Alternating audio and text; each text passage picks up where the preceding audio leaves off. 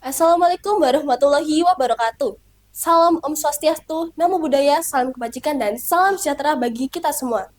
Sebelumnya, selamat sore bagi Bapak Ibu Dewan Juri yang terhormat, serta para audiens yang saya hormati.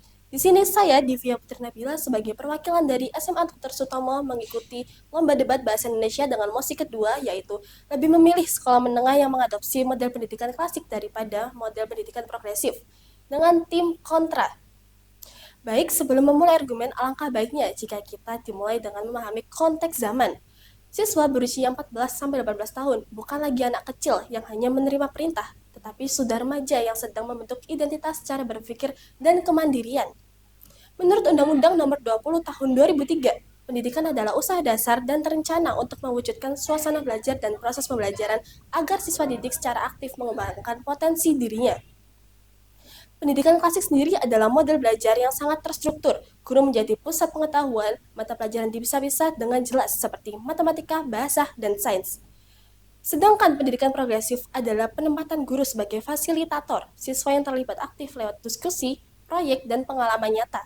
Materi pembelajaran bersifat sistematis bisa dihubungkan ke berbagai bidang sekaligus, serta menggunakan berbagai sumber. Dengan definisi ini, saya menolak masih lebih memilih pendidikan klasik karena sesuai umur 14-18 tahun yang kita ketahui di mana umur tersebut adalah umur generasi Z atau generasi digital yang tumbuh di zaman modern yang dimana lebih cocok menggunakan sistem pembelajaran progresif.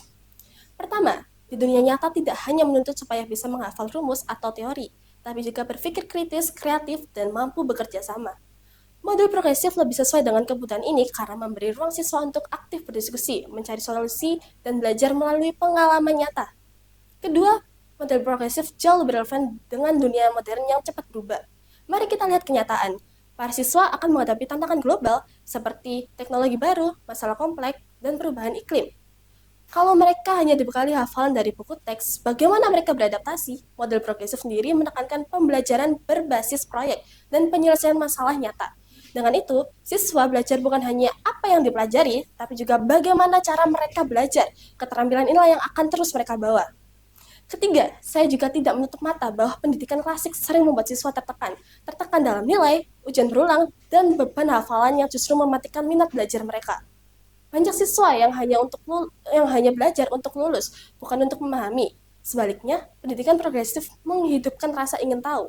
Siswa belajar sains dari eksperimen nyata, bahkan belajar sejarah dengan menganalisis dokumen asli atau membuat drama sejarah. Belajar dari jadi menyenangkan dan siswa merasa ilmunya benar-benar berguna. Bukti nyata dari negara-negara maju seperti Finlandia, di sana menerapkan model progresif hingga menurut penilaian siswa internasional atau PISA, sistem pendidikan Finlandia adalah yang terbaik di dunia. Artinya, progresif bukan hanya sekedar teori, tapi sudah dibuktikan keberhasilannya. Sebagai penutup, saya tegaskan kembali, model klasik memang punya tempatnya, namun di era dulu saat akses informasi terbatas. Tapi di era digital ini, ketika informasi ada di genggaman, yang dibutuhkan siswa bukan hanya sekedar hafalan, melainkan keterampilan berpikir, berkolaborasi, dan berinovasi. Pendidikan progresif lebih mempersiapkan mereka menghadapi masa depan, membentuk pribadi yang kritis, kreatif. Setelah itu, saya juga menegaskan kembali, didiklah anak sesuai zaman, jangan paksa mereka mengikuti, namun pendidikanlah yang harus berkembang mengikuti zaman. Sekian argumen dari saya, terima kasih. Wassalamualaikum warahmatullahi wabarakatuh.